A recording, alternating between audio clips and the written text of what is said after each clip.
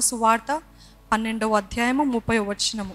నీవు నీ పూర్ణ హృదయముతో, నీ పూర్ణ ఆత్మతోనూ, నీ పూర్ణ వివేకముతోనూ, నీ పూర్ణ బలముతోనూ నీ దేవుడైన ప్రభువును ప్రేమింపవలనది ప్రధానమైన ఆజ్ఞ.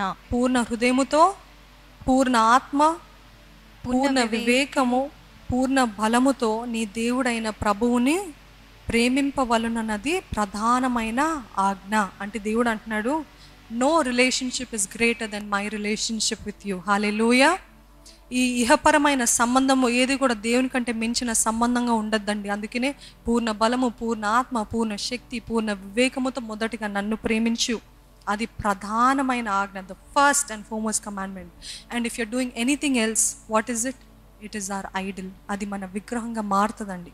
ఎందుకు దేవుడు ఇస్సాకును అర్పించమని చెప్పాడు? ఎందుకంటే తెలుసుకోవడానికి. అబ్రహాం హృదయంలో నేనా దేవుడు, ఎన్నో సంవత్సరాల తర్వాత పుట్టిన ఇస్సాకా ఈ దేవుడు, తన దేవుడు. ఈరోజు చాలామంది బిడ్డని దేవుడి కంటే ఎక్కువగా ప్రేమిస్తుంటారు, భర్తని దేవుడి కంటే ఎక్కువగా ప్రేమిస్తారు, భార్యని, లేకపోతే వీరిని వారిని. లేకపోతే చూడండి, సండేస్ రోజు అనేక మంది ఆదివారము, లేకపోతే ఆదివారం అంటే ఒక ప్రతిష్ఠించిన దినము, దేవుని ఆరాధించుకున్న తర్వాత ఒకరోజు నేను బంధువుల దగ్గరికి వెళ్తా, ఒకరోజు ఈ ఫంక్షన్కి వెళ్తా, ఈ పెళ్ళికి వెళ్తా. నో, అది ప్రతిష్టమైన దినము, అది హోలీ డే, పరిశుద్ధమైన దినము. ఈరోజు ఎవరు మీ విగ్రహం అండి? Who is your idol? Who is your idol? Who are you trying to please? ఇది దేవుని రోజు, ఇది దేవునికి అర్పించవలసిన సమయము అని అంటే మొదటిగా భర్తను ఎలాగ ప్లీజ్ చేయాలి? మొదట దేవుడు, దాని తర్వాత భర్త, మొదట దేవుడు, దాని తర్వాత భార్య, మొదట దేవుడు, దాని తర్వాత బిడ్డలు, మొదట దేవుడు, దాని తర్వాత ఉద్యోగము, మొదట దేవుడు. ఇంకా ఏదేమైనా, ఎడ్యుకేషన్ అయినా ఏదైనా, first is God. Give God what belongs to God, give Caesar what belongs to Caesar అని యేసు ప్రభు చెప్పి ఉన్నాడు. అంటే దేవుడికి ఏది అర్పించాలో అది అర్పించాలంట. నిర్లక్ష్యత మన బలహీనతలను బలపరుస్తుందంట.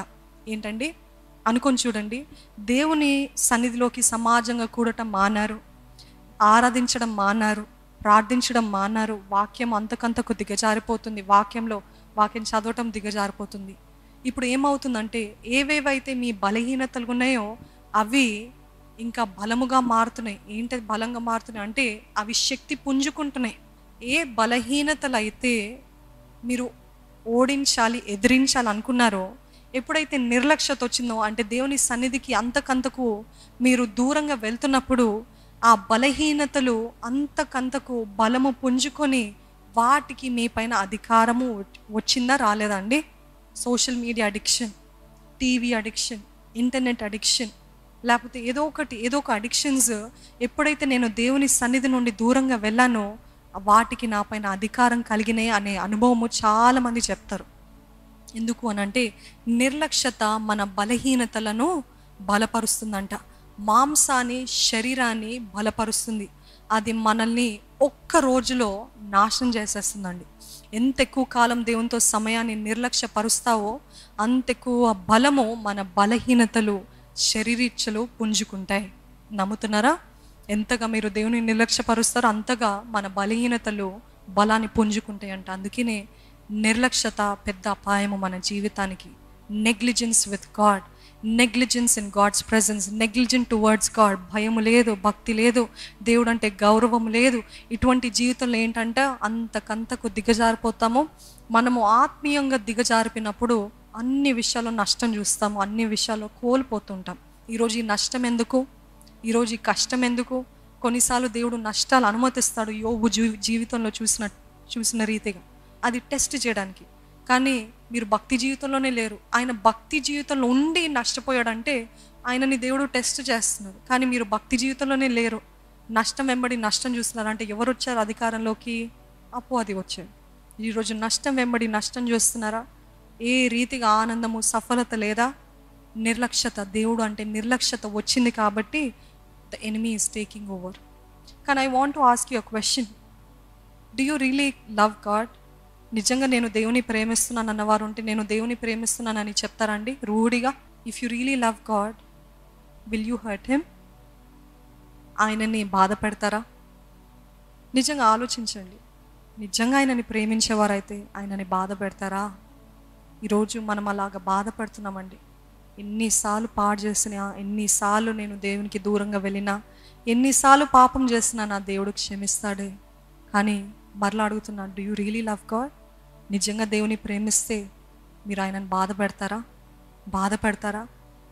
ఈ తాత్కాలిక పాపము కోసం, క్షణమాత్రపు పాపము కోసము, క్షణమాత్రపు తృప్తి కోసము దేవుని పక్కన పెట్టి, ఉండయ్యా నువ్వు ఎప్పుడైనా క్షమిస్తావు, నాకు తెలుసు, మొదటగా నన్ను ఎంజాయ్ చేసుకునేది, మొదటగా నన్ను చూడనివ్విది, మొదటగా నేను అనుభవించనిది, దాని తర్వాత నీ దగ్గరకు వస్తే ఎందుకు నువ్వు క్షమిస్తావు కదా, you will forgive me, no I know lord అని దేవుని శోధించేవారు ఉన్నారు. కానీ నిజంగా ఆయనని మనస్ఫూర్తిగా ప్రేమించే వాళ్ళు ఆయనకి విధేయులు అయి ఉంటారండి. ఆయన వాక్యానికి విధేయులుగా ఉంటారు. How do you know you love God? You are obedient to him. How do you know? How can anybody say you are a true Christian? You are obedient to him. అన్ని విషయాలు విధేయత కలిగి, మరణమంతగా ఆయనకి, తండ్రికి విధేయుడు అయి ఉన్నాడంట యేసు ప్రభు. ఈరోజు ఆయన మనకి మాదిరి. నన్ను చంపినా పర్వాలేదు, నేను ఈ సుఖము పొందకపోయినా పర్వాలేదు, నేను హైక్ పొందకపోయినా పర్వాలేదు, నేను అబద్ధం ఆడను, నేను డిసానెస్ట్గా ఉండను అని ఎంతమంది దేవుని కోసము సమర్పించుకునేవారుగా, త్యాగం చేసేవారుగా, ఆయనని ప్రేమించేవారుగా, అన్ని విషయాలు విధేయులుగా ఉన్నారండి. ఇది చెప్తుంటే నా గుండె ఎంతో భారంగా ఉంది. ఈరోజు ఎంతమంది దేవుని పక్కన పెట్టి మన సుఖభోగాలు, మన తాత్కాలిక ఆనందము కోసము దేవుని పక్కన పెట్టి, వద్దయ్యా, ఉండయ్యా, వెయిట్ చేయయ్యా, మొదటిగా నేను ఇది చేయని అని ఎంతమంది ఈరోజు ఇక్కడ ఉన్నవారే పరిశుద్ధాత్మ దేవుడు ప్రేరేపిస్తున్న కొద్ది ఎన్నిసార్లు ఈరోజే forget about all the days behind. Today how many times you have put God aside and said let me watch this. It is dirty, పర్వాలేదు, అది అశ్లీలమైనది, పర్వాలేదు, నేను పాపంలో పడను, ఒట్టి చూస్తున్నాను అంతే, ఒట్టి మాట్లాడుతున్నాను అంతే, ఒట్టి వింటున్నాను అంతే, ఒట్టి అనుభవిస్తున్నాను అంతే అని దేవుని పక్కన పెట్టి ఆ రీతిగా పాపంలో ముందుకు వెళ్తున్నాం. Again I'm asking, do you really love God? నిజంగా దేవుని ప్రేమించే వారైతే ఆయనని బాధ పెట్టారండి. ఆయనని ప్రేమించే వారైతే ఆయనని మాటికి శోధించరు, టెస్ట్లోకి తీసుకెళ్లరు. ఎన్నిసార్లు చేసినానో నాకు క్షమిస్తావు కదయ్యా, ఈసారి కూడా క్షమించు అని ఆ రీతిగా ఉండరండి.